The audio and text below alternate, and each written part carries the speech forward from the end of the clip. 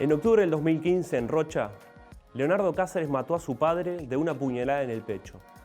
La justicia determinó que era inimputable y por eso lo internó en el Vilar de Bo. ¿Qué lleva a una persona a matar a su padre?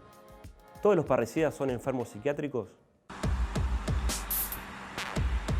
Fue horrible porque yo estaba en la casa de mi compañero, llegó mi hija con mi nieta. Me dice, quédate tranquila porque peor estoy yo, dice. Papá,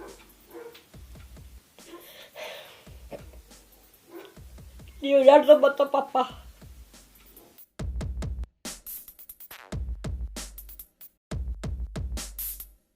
Y es un dolor como madre por mis hijos, que ya no tienen al padre, por lo que fuera, era el padre, pues, le dio de comer y todo lo demás. En ese tiempo cumplió, lo crió, y después está el más desgraciado de mis hijos, porque aparte de tener la enfermedad, estuvo bajo la situación familiar entre el padre y yo, que lamentablemente él tenía una doble vida, porque él era, para mí, en 36 años fue un hombre trabajador, al extremo de trabajar, hacer trabajos extra, y yo siempre en la casa, envejeciendo, bueno, todo lo demás que no me daba cuenta. Pasó el tiempo, hasta que se relacionó con chicas menores de edad, y fue ahí donde se descontroló él y mostró la faceta que él tenía.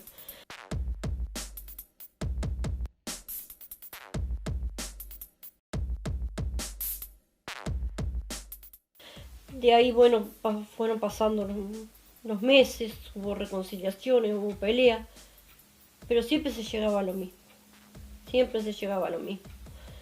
Y el chico siempre viendo los problemas, mis hijos, que es lo que más me duele, que es lo que tenía que hacer, pero mis dos hijos nos pidieron varias veces que nos entregáramos a una institución. El padre dijo que eso no, porque era como abandonarlo. A él le había besado hace 2 semanas y yo le respondí a él, no, digo, desde los 16 años lo está diciendo, digo yo. Entonces no lo tomé en cuenta. Y claro, en ese momento lo vi como que sí, que había pasado, y al mismo tiempo como que en un shock, como que no me daba cuenta. Yo pediría para él y para todo lo que ha pasado por esto, que el gobierno, un grupo de familiares o alguien, que proyectemos un hogar adecuado, donde puedan vivir dignamente. Los hechos están hechos, no voy a defender a mi hijo, pero yo creo que así como un homicida tiene su libertad, mi hijo nunca la va a tener. Por eso pido que termine dignamente en una casa. Es imposible identificar un denominador común para describir la conducta de un parricida, aunque la violencia o familias disfuncionales pueden explicar mucho. El caso de Horacio Nicodela tiene muchas similitudes con el de Cáceres. Para empezar, los dos fueron en octubre del 2015 en Rocha, aunque Nicodela mató a su padre por plata y luego dijo que lo hizo por rabia. Horacio Nicodela soportó durante muchos años el maltrato de su padre. Más de una vez se le cruzó por la cabeza poner fin a esa violencia, pero nunca se imaginó llegar tan lejos. El 30 de octubre de 2015 discutió horas con su padre, quien estando borracho lo insultaba una y otra vez. Cuando se durmió su padre, tomó un fierro y le pegó con furia en la cabeza. Luego agarró un cuchillo de mesa y lo apuñaló en el pecho. Nicodela sabía que su padre había cobrado un préstamo de 30.000 pesos y una vez consumado el homicidio, buscó el dinero. Al principio intentó ocultar lo que hizo. Tiró las armas homicidas en un pozo negro y se fue a la casa de su madre. Pero horas más tarde, el cargo de conciencia fue más fuerte. Volvió y se entregó a la policía. Fue una locura del momento, declaró ante la justicia. Cuando era chico, Horacio Nicodela fue castigado de forma cruel por su padre, según consta en el expediente judicial de su causa. Cuando le preguntaron por qué lo mató, respondió: por el maltrato psicológico y físico que me ha causado durante toda mi vida. Me pegaba con un cinto a mí y a mis hermanos. Nos hacía hincar de rodillas sobre maíz.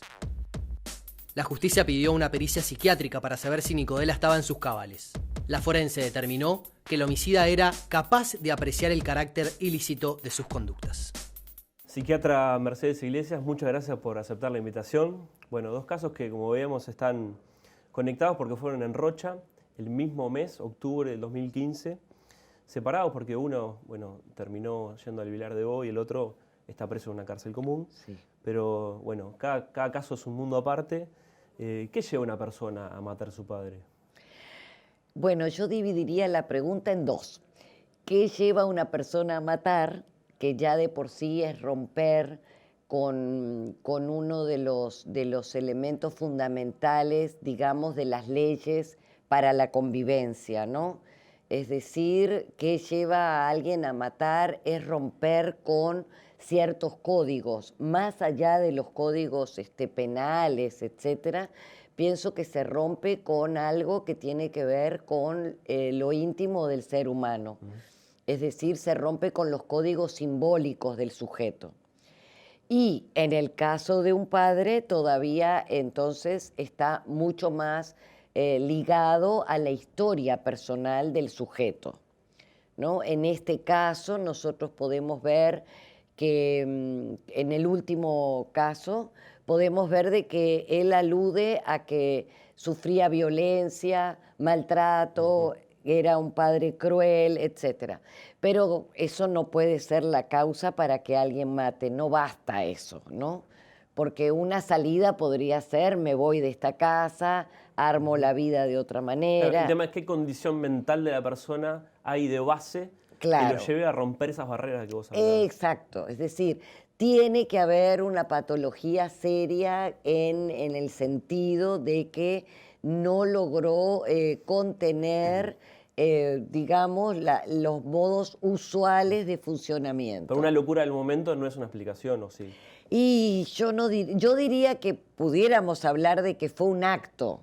Sí, pudiéramos hablar de una locura del momento, es decir, habría que ver en la historia personal de ese sujeto si eso fue realmente un momento puntual o no. Pero sea o no sea puntual, hay una patología importante que no pudo contener, digamos, cuando digo no pudo contener de no hacer algo como matar al padre, no lo digo en un sentido moral, lo digo en un sentido subjetivo. Correcto. ¿No? Que hay algo como real que le impide realizar, contenerse, y va y comete el acto. ¿Qué vínculo hay, Mercedes, entre el parricidio y ese complejo de Edipo que está representado en la mitología griega, que Freud lo tomó para enseñar, ¿no? Está ¿Qué muy vínculo bien. hay con eso? Bueno, la tragedia de Edipo que Freud utiliza, pero que es una tragedia griega, Edipo mata a su padre para casarse con su madre. Y en realidad todo eso a través de toda una tragedia, digamos, donde él no sabe que está matando a su padre y que está casándose con su mamá, ¿no? Es decir, todo eso es una típica tragedia griega. Freud la utiliza para mostrarnos cómo muchas veces el niño, por ejemplo, ve a su papá como un rival frente a su madre. Y todo lo que llamamos el complejo de Edipo es un poco intentar mostrar la necesidad de que tanto los niños como las niñas tienen ciertas rivalidades con sus progenitores. Pero Mercedes, un Edipo mal resuelto o sin resolver puede también ser algo de base para un parricidio. Y yo no diría tanto. Los Edipos nunca están totalmente resueltos, se resuelven a medias, ¿no? Es decir, lo ideal de un supuesto Edipo resuelto es una niña que dice: mi papá no es mío, pero voy a tener otros como mi papá. Y un niñito que dice: es verdad, tengo que renunciar a este amor que es mi mamá, pero más adelante tendré una mujer como mi mamá, por ejemplo, ¿no? Es decir, resolver el Edipo es, digamos, dejar, soltar ese primer objeto amoroso de papá y mamá y asumir que pueden venir otros. Roberto Mosera es psiquiatra y hasta diciembre del año pasado se desempeñó en el Poder Judicial. Analizaba casos de homicidios o delitos graves donde las personas presuntamente tenían patologías graves. Asesoraba a los jueces para determinar eso. En 2014 perició a Jorge García, aquel futbolista que mató a su padre a golpes con un cenicero en medio de un cuadro de delirio agudo. Creo que no hay un denominador común para definir el parricida. Frecuentemente lo que uno ha visto, hay atrás de ese homicida una patología psiquiátrica grave. Pero no hay un patrón, un denominador común para todos los parricidas. Hubo un caso de por problemas económicos. Es decir, le convenía, por lo que sea, que el padre estuviera muerto y lo mató. Igual hay una patología, hay una estructura de personalidad que hace que no tenga esa resonancia afectiva que tendría para otras personas, para uno, de matar al padre. Es decir, mato al padre y no me importa. Eso es una estructura de personalidad, frecuentemente estructuras antisociales de personalidad, donde hay una forma de ser, donde no sufren por las consecuencias de sus conductas. ¿Cómo podemos llegar a pensar o plantear o asegurar de que determinada persona no es capaz de comprender el carácter ilícito de sus conductas? Es desde la clínica, después de hacer un diagnóstico, y en base a ese diagnóstico planteamos su inimputabilidad. Es decir, la imputabilidad o inimputabilidad es un veredicto judicial, no es un diagnóstico médico. En realidad nosotros le damos toda la información al juez para que el juez, si él considera adecuado, lo declare inimputable.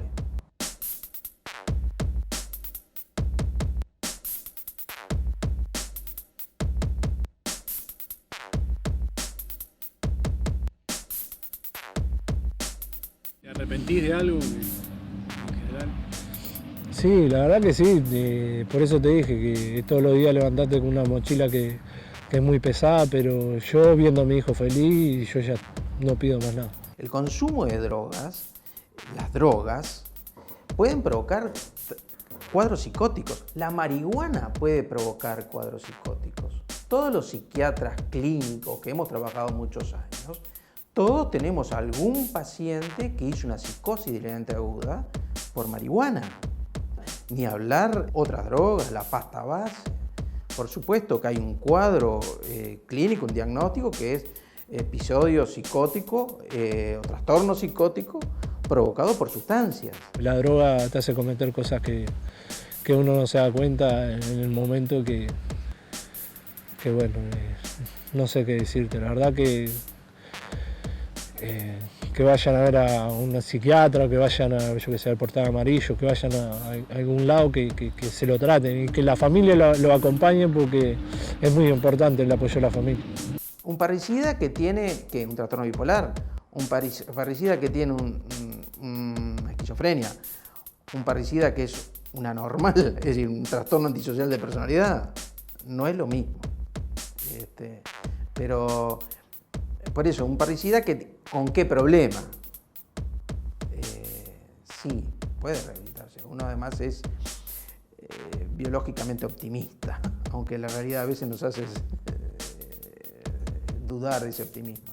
Tratar de salir adelante y es por mi hijo, por mi señora, por Selva, por todo lo que me acompañaron, que se puede salir adelante. Mercedes, ¿un parricida necesariamente tiene que tener una patología psiquiátrica grave? Bueno, yo coincido con el psiquiatra, él es psiquiatra, ¿verdad?